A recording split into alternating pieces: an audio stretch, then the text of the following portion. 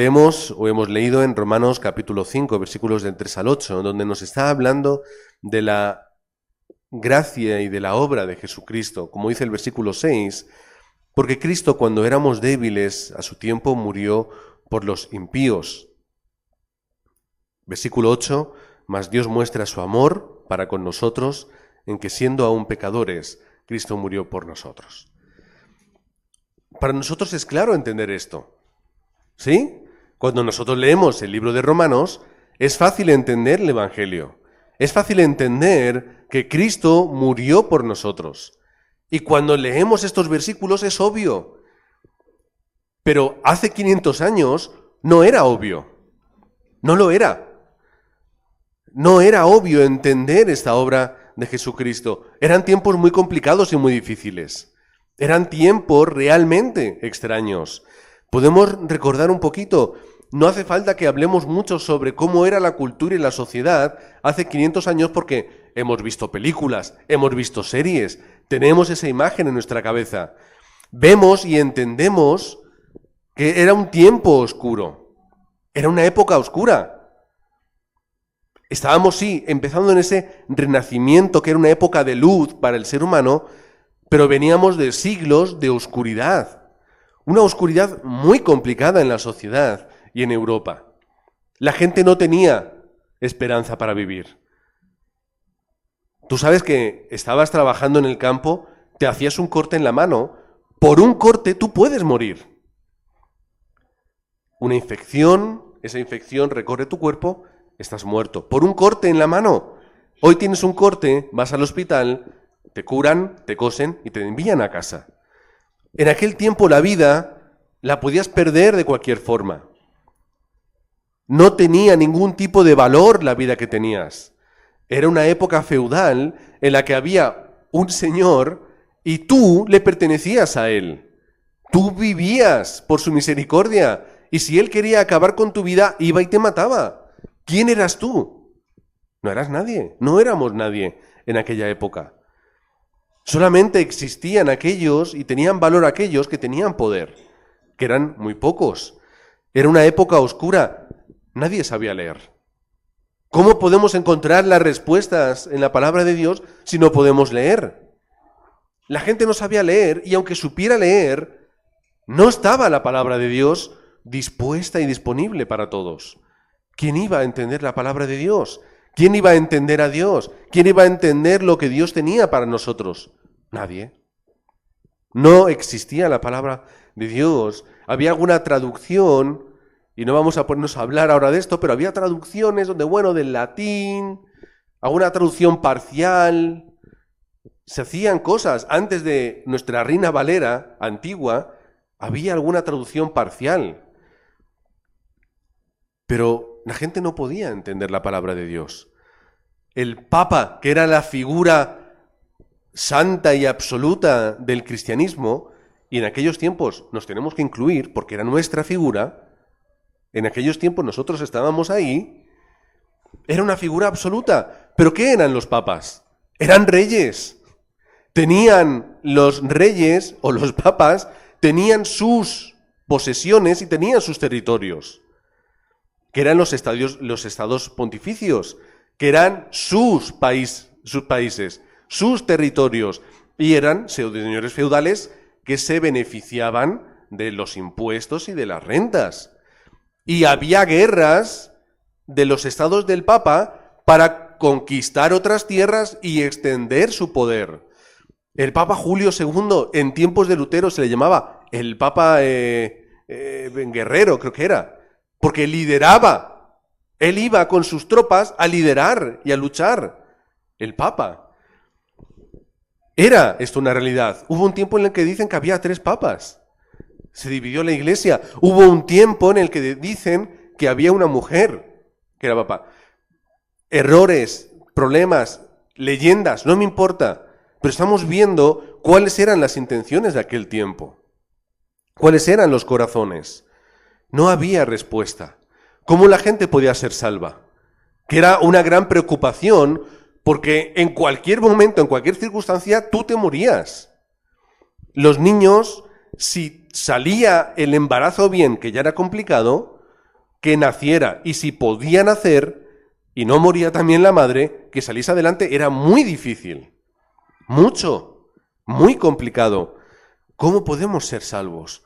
¿Cómo mi papá puede ser salvo? ¿Cómo mi primo, cómo mi hermano, cómo mi esposo puede ser salvo si ha muerto? ¿Cómo podemos encontrar respuesta y paz? Se les ocurrió en aquel tiempo al Papa, que no recuerdo exactamente cuál es su nombre. Vamos a construir, como Alberto nos dio el otro día en la introducción, en el audio en WhatsApp, vamos a construir la basílica. ¿Qué era la basílica? Era su castillo, era su palacio, era para él. Vamos a hacerla enorme, gigante, preciosa. Y técnicamente lo es. No he estado, pero lo he visto por televisión y es bonito. Es impactante lo que se hizo. Pero ¿cómo tú vas a construir eso? A través de dinero. ¿Quién tenía el dinero? Él tenía el dinero. Pero hace falta mucho dinero. Y entonces el papado empieza a relacionarse con los príncipes alemanes. Y los príncipes también necesitan dinero. Entre otras muchas otras cosas, porque para poder, a veces algunos, ser obispo, tú tenías que pagar. Es que yo quiero el obispado de no sé qué. Ah, vale, pues trae cuánto dinero. Y lo hacían de esta forma. Así que dijeron, mira, vamos a unirnos y vamos a enviar a estos vendedores de indulgencias, vamos a enviarlos, entre ellos el famoso Juan Tetzel, que vayan vendiendo indulgencias. Eran expertos, hacían un show en los pueblos, fantástico, y la gente se convencía de que para poder solucionar sus pecados, ¿qué tenían que hacer? Comprar indulgencias. Comprar indulgencias. Mi profesor de Antiguo Testamento, que ya está con el Señor, dice que él tiene en su casa una indulgencia de un bisabuelo suyo, que era español, él viene de España. Y dice, aún tengo yo una indulgencia, no de hace tanto tiempo, pero tiene algo así, ¿no? Que lo guarda como un hecho y un acto histórico. Pero ese era aquel tiempo. Ahora, no teníamos seguridad en la salvación, ¿qué hacían? Oye, ¿qué pasa con mi hermano que murió el otro día porque se cayó, murió el año pasado, hace 2 años? ¿Va a ser salvo o no va a ser salvo? Bueno, está en el purgatorio hasta que no solucione sus pecados. Ah, vale, ¿y cómo lo hacemos? Pues mira, entre otras cosas que podemos hacer, ven, dame tanto dinero, yo te voy a firmar un papel y ese papel va a ser como un contrato firmado. ¿De verdad? ¿Esa es la respuesta? Sí, toma el papel. ¿Pero cuánto cuesta? No tengo dinero, soy un campesino, soy un trabajador, trabajo limpiando, recogiendo a saber qué cosas. Tú verás. Y es que tengo este dinero y me sirve para comer, para dar de comer a mis hijos. Tú verás qué es lo importante para ti. Claro, pues a lo mejor merece la pena pasar una semana de hambre, pero asegurarme de que mi familia, aquellos que han muerto, puedan ir al cielo. O yo, o los pecados futuros. Esta era la sociedad en la que ellos estaban. Pero eso, ¿dónde está en la palabra de Dios? No está en la palabra de Dios. No existe. Hoy en día ya ni siquiera eso se hace realmente. Pero ¿dónde está eso en la palabra de Dios? No existe. ¿Por qué aquellos que estudiaban la palabra de Dios no eran capaces de ver que eso era una mentira y entender la gracia? ¿Por qué no lo podían hacer? Lutero explica esto. Él lo explica. Y leyendo sobre él, me paré sobre todo en una carta, en un escrito que él redactó un año antes de morir. Creo que en el año 46, del 1500. Y ahí en esa carta o en ese escrito, él estaba como recordando sus primeros años, estaba recordando lo que sucedió en el 21, cuando se tuvo que enfrentar a aquella especie de Inquisición, y recordaba sus comienzos y cómo, o qué es lo que él cambió, qué es lo que le cambió su vida. Y él hablaba de que, digamos que voy a parafrasear y voy a añadir un poco, que el pensamiento de aquel tiempo les condicionaba a entender la palabra de Dios. Todo lo que ellos creían y pensaban estaba condicionado por lo que se decía en aquel tiempo. Y dice, por ejemplo, voy a citar cosas que él dijo. Dice, me chocaba esta palabra, justicia de Dios. ¿Sabéis de qué versículo estamos hablando, no? El justo por la fe vivirá. Romanos 1:17. Dice, el uso y la aprobación unánime de los doctores me habían acostumbrado a darle un sentido filosófico. Dice, la justicia de Dios es la que castiga a los pecadores. Así que su perspectiva era que la justicia de Dios iba a castigarte a ti por haber pecado. Y por lo tanto, Él tenía que castigarte porque tú eras culpable, te lo merecías, todo lo que pasaba malo en tu vida era por parte de Dios, y aun cuando mueres, sigues pagando en el purgatorio. Esta es la perspectiva de Lutero. Él continúa diciendo, Dios solamente podía considerarme como un pecador, sin esperanza de que mis buenas acciones me pudieran rehabilitar. ¿Sabes qué es lo que dice Lutero? Dice, yo no amaba a ese Dios, justiciero que castigaba a los pecadores, lo detestaba. Añade, luego después, sin caer en blasfemia, pero lo detestaba, porque era un Dios castigador, un Dios que mira al que no puede hacer algo mejor y le condena. Era un Dios que aquel que no puede con sus buenas obras hacer algo bueno y ganarse el favor de Dios, lo aplasta. Era el pensamiento de aquel tiempo. Después continúa diciendo, ¿por qué Dios se vale del Evangelio para aumentar nuestro dolor y significarnos su justicia vengadora? Es decir, ¿por qué Dios nos da el Evangelio que nos hunde y nos castiga, nos ajusticia y nos hunde más en este pecado? No entendía el Evangelio. ¿Por qué? ¿Por qué esto? Sin embargo, dice después, a fuerza de meditar día y noche sobre estas palabras, a fuerza de meditar día y noche en estas palabras, y estamos hablando de alguien que es doctor en teología, ¿vale? Que no es un cualquiera, que era alguien doctor en teología, a fuerza de meditar, llegué a comprender que la justicia de Dios aquí es aquella por la cual el justo vive, gracias al don de Dios, es decir, a la fe. En aquel momento entiende que la justicia de Dios no es lo que le han contado, que es otra cosa, que la justicia de Dios obra dándonos la gracia para que a través de la fe podamos ser salvos. Sigue una justicia por la cual Dios, en su bondad, mediante la fe, nos hace justos. ¿Cuál es el corazón de Lutero en ese momento? Cuando él entiende el Evangelio y la gracia de Dios y entiende su amor, dice, me sentí renacer. Es lo que dice él. En ese momento me sentí como renacer. Era como entrar por las puertas abiertas del cielo. Cuando entiende el Evangelio. Lutero no había entendido quién era Cristo. No había entendido qué era la salvación. Ni siquiera había conocido realmente a Dios. Estaba cegado por lo que se decía y por lo que se hacía. Y no podía comprender la liberación de la fe y la gracia en Jesucristo. Dice, con las mismas fuerzas con que había aborrecido las palabras justicia de Dios, ahora me puse a amarlas.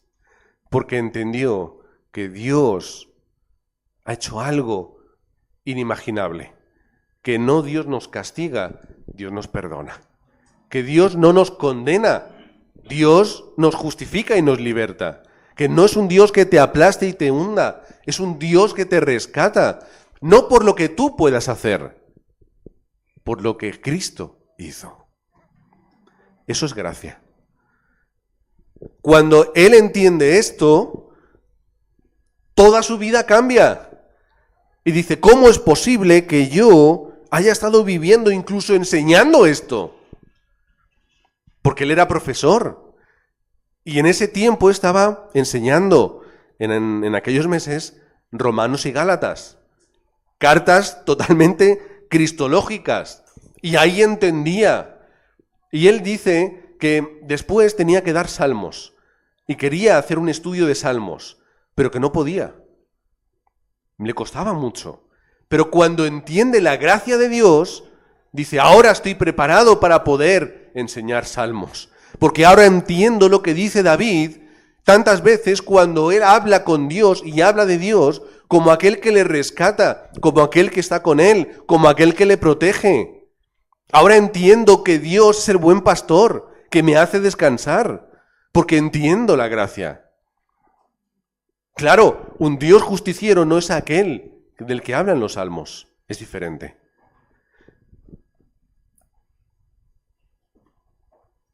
Es la gracia absoluta que él entendió. Por eso cuando él se enfrenta ante esa inquisición, ante ese juicio, a ese proceso en Worms, delante del rey, delante de los representantes del papado y de la iglesia, delante de tantas personas, a él le dicen, en otras palabras, o niegas lo que has escrito y lo que dices, o mueres. En otras palabras lo dijeron, pero ese era el contenido. Y él, no lo voy a hacer, tal. Dice, bueno, mañana daremos la última sentencia. Y al día siguiente, pasando toda la noche meditando en, ¿qué hago? Si me retracto, salvo la vida. Si no, muero. Pero claro, ¿cómo voy a decir ahora que esta respuesta que yo he encontrado es mentira? Al día siguiente es cuando él, delante de todos, en su último alegato, dice esas últimas palabras. No puedo ni quiero detractarme de lo que he dicho y de lo que he escrito, porque es la palabra de Dios. Y a no ser de que tú me convenzcas a través de la palabra, no me voy a retractar. Y le decía, enséñamelo. Si él estaba encantado de poder discutir, si es lo que él quería, 4 años intentando hacerlo. Pero es que esto es lo que yo he encontrado en la palabra de Dios, que el justo por la fe vivirá. Es lo que él entendió 4 años desde que él comenzó hasta ese momento. 4 años, desde el 17 hasta el 21, donde él quiso cambiar el cristianismo, pero no pudo, no querían. ¿Sabes qué es lo más divertido? Él tenía fe en que el Papa lo iba a entender. Él pensaba, y lo dice en las 95 tesis, y lo dice también en este documento, él pensaba, el Papa va a darme la razón, porque claro, no es normal que el Papa haga estas cosas y que se vendan indulgencias. Cuando se entere, él tenía, dice en este escrito que os he dicho, nos cuenta que él tenía fe en que el Papa lo iba a entender. Iba a decir, es verdad, Lutero, es que ¿a quién se le ocurre vender indulgencias? Y él en las 95 tesis dice, hombre, si el Papa es tan bueno, ¿por qué no las firma todas para todos? Si yo tengo el poder de limpiar los pecados de todos, yo firmo todo, corriendo, gratis. Bueno, €1 el papel. Por esto de que, que no sea gratis, que luego no se valora. Lo doy gratis. Él decía, ¿por qué? Porque claro, en esas 95 tesis empezaba a explicar, no tiene sentido. Las indulgencias no tienen sentido. Y él era una propuesta, vamos a discutir 95 puntos, vamos a discutirlos. Él confiaba en que de verdad iban a cambiar las cosas. Nunca quiso dividir la iglesia, quiso cambiarla, pero no se pudo.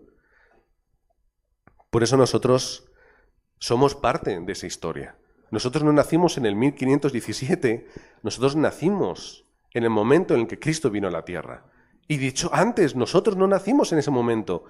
Desde antes de la fundación del mundo ya Dios nos escogió. En el momento en el que Dios crea al ser humano, Dios nos crea con ese propósito. Históricamente, podemos hablar, sí, la iglesia protestante, pero nosotros, nuestro pasado es también ese.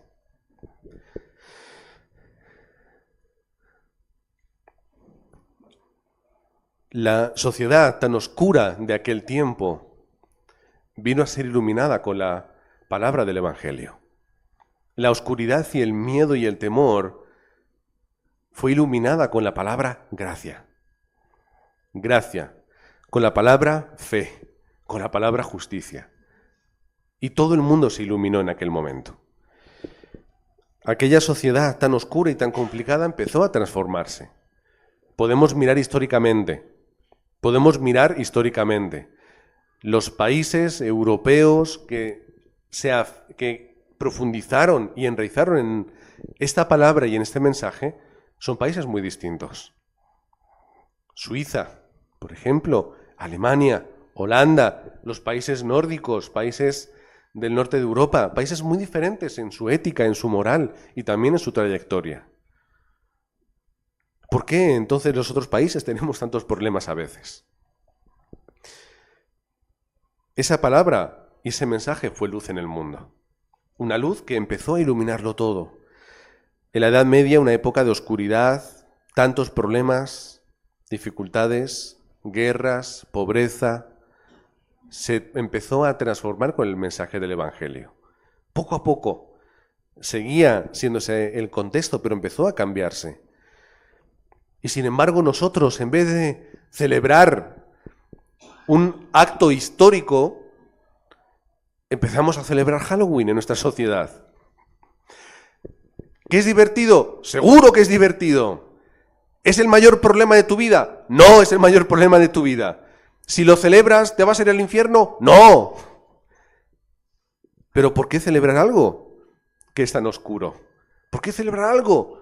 Yo lo hablaba a veces y digo, si es que no tiene sentido. ¿Cómo es posible que todo un año estemos en los colegios enseñándoles respeto, amor, unidad, amistad, y de pronto un día tú de asesino, tú de muerto, tú de... No tiene sentido. Todo el año estamos cuidando a lo que nuestros hijos ven y hacen. Ay, no, esta película no. Estos dibujos no. No leas esto que no. Y de pronto un día todo entra en la televisión, todo oscuro, todo miedo. No tiene sentido. Comprendo que en otros países, culturalmente, sea muy difícil luchar contra esto. Pero ¿por qué nosotros lo aceptamos? ¿Por qué nosotros aceptamos este tipo de fiestas? Involucramos nuestra familia en ello en vez de celebrar otras cosas. Por ejemplo, Acción de Gracias. ¿Por qué no celebramos Acción de Gracias? Porque eso de los americanos, es que eso no nos interesa, ¿no? Eso es como... Es cierto, es una fiesta muy norteamericana de unos actos históricos que sucedieron hace mucho tiempo, no tienen nada que ver con nosotros. Pero Halloween tampoco. ¿Por qué una cosa sí y la otra no?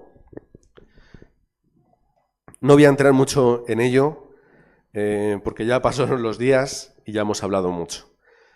Pero hablando de la luz y de la oscuridad, ¿por qué no podemos celebrar la luz del Evangelio?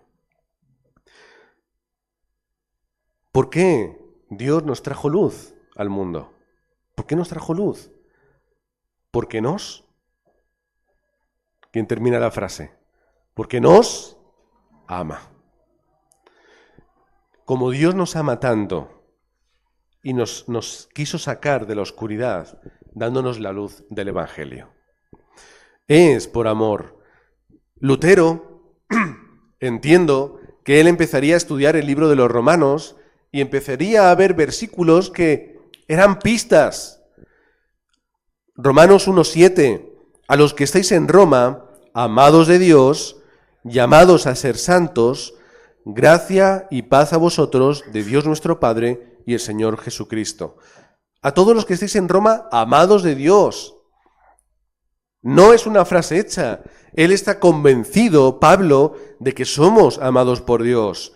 Lo hemos leído hoy, esta mañana, versículo 5 de Romanos 5. Y la esperanza no avergüenza, porque el amor de Dios ha sido derramado en nuestros corazones por el Espíritu Santo que nos fue dado. Versículo 8. Añade, mas Dios muestra su amor para con nosotros en que, siendo aún pecadores, Cristo murió por nosotros. ¿Cuál es el amor de Dios? Este es el amor de Dios. Romanos 8:31. ¿Qué pues diremos a esto? Si Dios es por nosotros, ¿quién contra nosotros? Si Dios está conmigo, ¿cuál es el problema? ¿Pero por qué Dios está conmigo? ¿No era Dios un Dios malo? ¿Un Dios alejado que nos pisa, es un Dios que está con nosotros. 4 versículos más. Después, Romanos 8:35. ¿Quién nos separará del amor de Cristo? ¿Quién? ¿Tribulación? ¿Angustia? ¿Persecución? ¿Hambre? ¿Desnudez? ¿Peligro? ¿Espada? Nada nos puede separar del amor de Cristo. Romanos 8:38-39. Por lo cual, estoy seguro de que ni la muerte, ni la vida, ni ángeles, ni principados, ni potestades, ni lo presente, ni lo porvenir, ni lo alto, ni lo profundo, ni ninguna otra cosa creada nos podrá separar del amor de Dios, que es en Cristo Jesús nuestro Señor. Este es el motivo por el que Dios tuvo que iluminar otra vez el mundo a través de aquel acto. Lutero no era perfecto, ni necesita ser perfecto. Lutero solo fue alguien que leyó la palabra y la entendió. Solo fue una persona que entendió la palabra de Dios. ¿Era imperfecto? Mucho. Yo aún no he visto ninguna iglesia en la que tengamos un San Lutero ahí en la esquina. ¿Por qué no tenemos a San Lutero? Porque no lo necesito, porque él no es mi respuesta. Mi respuesta es la palabra de Dios. Él inició un movimiento, no un avivamiento, porque los avivamientos suben y bajan, van y vienen, pero los movimientos cambian el mundo. Y Lutero, en aquel tiempo, siendo guiado por Dios, entendiendo la palabra, comenzó un movimiento que transformó el mundo. Lo transformó. Y fue un movimiento de luz en la oscuridad. ¿Pero qué es lo que iluminó? Lutero con sus palabras, Calvino con sus escritos, Zwinglio con su estructura. ¿Qué iluminó el mundo? La palabra. Volver a esto es lo que nos trajo luz. Volver a la palabra es lo que trajo la respuesta al mundo. Fue volver y entender, como Génesis 1 del 1 al 3, cuando dice la palabra que había oscuridad en la tierra, todo estaba oscuro y de pronto, estando la tierra desordenada y vacía, dice la palabra, dijo Dios, sea la luz, y fue la luz. Y vio Dios que la luz era buena. Y separó la luz de la oscuridad. Primer día. ¿Pero qué es esa luz? Juan capítulo 1, versículos del 1 al 10. No los vamos a leer, pero ¿de qué nos habla? El verbo, la palabra. En griego, logos. ¿Cuál es ese logos, ese verbo? Es aquel que no solamente estaba desde el principio, que era Dios y que por él fueron hechas todas las cosas. Y añade, en él estaba la vida y la vida era la luz de los hombres. Y la luz en las tinieblas resplandece y las tinieblas no prevalecieron contra ella. ¿Por qué hubo respuesta en el movimiento de la Reforma? Porque fue volver a la luz de Cristo. Y predicando la luz de Cristo hubo luz en medio del mundo. La oscuridad empezó a caer y la luz empezó a iluminar las culturas, los países y las sociedades. Y ahora podemos decir, nosotros estamos en esa luz que nos ha iluminado, no en la oscuridad. Ahora entendemos, ¿por qué decimos solo Cristo? Porque no hay luz fuera de ello. Porque solo Cristo es aquel que viene a iluminar una vida que está en tinieblas. Porque solo Cristo es aquel que puede iluminar a alguien que está viviendo dentro del pecado, separado de Dios, en esos estados del no creyente. Solo la luz de Cristo puede cambiar y transformar una vida, una familia. Solo la luz de Cristo. ¿Ir a la iglesia? No. La luz de Cristo. Ahora, en la iglesia nos iluminamos unos a otros, pero la iluminación que yo tengo que encontrar, esa luz en mi vida, solo es Cristo. Versículo 7. Y este vino por testimonio, para que diese testimonio de la luz, a fin de que todos creyesen por él. Juan el Bautista dice, está hablando de él no era la luz, sino que él vino para dar testimonio otra vez de la luz. ¿Cuántas veces lo dice el texto bíblico? Y aquella luz verdadera, versículo 9 de Juan 1, que alumbra a todo hombre, venía a este mundo. En el mundo estaba y el mundo por él fue hecho, pero el mundo no le conoció. Ese es Cristo. Ese es Jesús. Efesios 5:8. En otro tiempo erais tinieblas, mas ahora sois luz en el Señor. Andad como hijos de luz. Romanos 13, versículos del 12 al 14, nos dice: la noche está avanzada y se acerca el día. Desechemos, pues, las obras de las tinieblas y vistámonos las armas de la luz.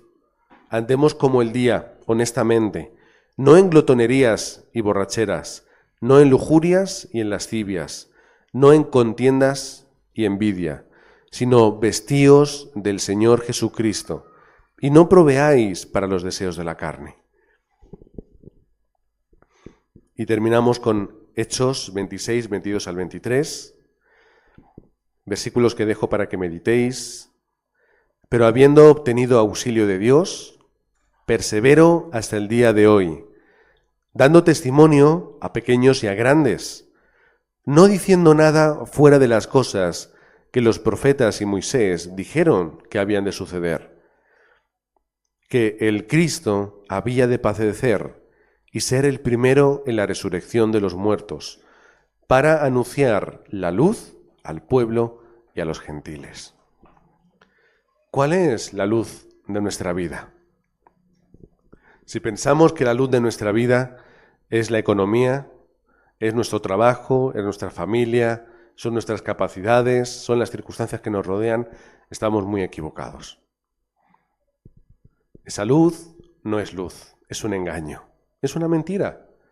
Sin embargo, si la luz de mi vida y de mi familia es Jesucristo, ahí tendré respuesta. Y podré decir, como Lutero dijo en su momento, cuando yo estoy entendiendo y experimentando y disfrutando del Evangelio, nos sentimos renacer. Nos sentimos como entrar por las puertas del cielo. Eso es entender el Evangelio. Eso es entender que Jesús es el Cristo. Eso es entender que yo puedo esforzarme mucho, ser muy bueno, pero yo no me merezco el cielo. Es un regalo que Dios me da. Y como hemos dicho alguna vez, Dios tiene esa misericordia, que después de haber pecado y habernos separado de Él, Dios nos podía haber pisado, podía habernos dejado morir, podía habernos abandonado, haber chasqueado los dedos y habernos hecho desaparecer. Pero a Dios, por su misericordia, nos dejó vivir, nos guardó y nos dio una promesa. Y ha guardado a su pueblo hasta que esa promesa llegó, que es Jesucristo. Y esa promesa es la que ellos no entendían en aquel tiempo. No entendían que Jesús era el Cristo. No entendían, no podían, no querían, no lo sé. Pero la respuesta en aquel momento fue: la gracia es suficiente. Y eso es lo que nosotros hoy predicamos y también celebramos. No celebramos únicamente un hecho histórico de un personaje histórico o personajes. Celebramos que hemos vuelto a la palabra de Dios, que la palabra de Dios vuelve a reinar por encima de toda palabra de hombre, y de que no es mi esfuerzo y mi capacidad, no tengo que vivir con temor e inseguridad, sino tenemos que vivir disfrutando de la gracia, que es el regalo que Dios nos ha dado. Pero al igual que yo he experimentado la luz de Cristo, el mundo no tiene la luz de Cristo. Qué egoístas somos al guardar la luz para nosotros. Y yo ahora que estoy viendo los días de la Dana, miles de personas van a Valencia a ayudar. Miles de personas. de cualquier parte de España toman sus coches y van para allá. Compran con su propio dinero cosas para llevarlas. Otros ayudan, dan dinero. Gente de alrededor se acerca. Ayer una noticia, estaban emocionados porque un grupo de senegaleses de Tarragona había ido y se ha puesto ahí a ayudar, ¿no? Que a mí no me extraña, porque ¿por qué no lo iban a hacer? O sea, pero claro, un poquito viendo, ¿no? Mira, hasta los extranjeros vienen y nos ayudan. Cuando hay problemas y dificultades, la gente ayuda. Hay quien dice, ay, tenemos esperanza en la humanidad. No tenemos esperanza en la humanidad. Porque eso va a tardar poco. Dentro de 2 días ya no vamos a hablar de ello. Y la gente va a seguir sufriendo.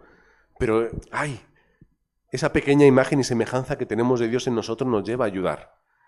Pero eso se va a olvidar. ¿Sabéis que seguimos en guerra en Ucrania y en Rusia? ¿Lo sabéis, no? ¿Sabéis que seguimos en guerra entre Israel, etcétera? ¿Sabéis que seguimos en guerra? Que el otro día un acto terrorista en Pakistán murieron no sé cuántas personas. Que esto pasa todos los días. Yo no tengo esperanzas en el ser humano. Yo tengo esperanzas en el Evangelio y en Cristo.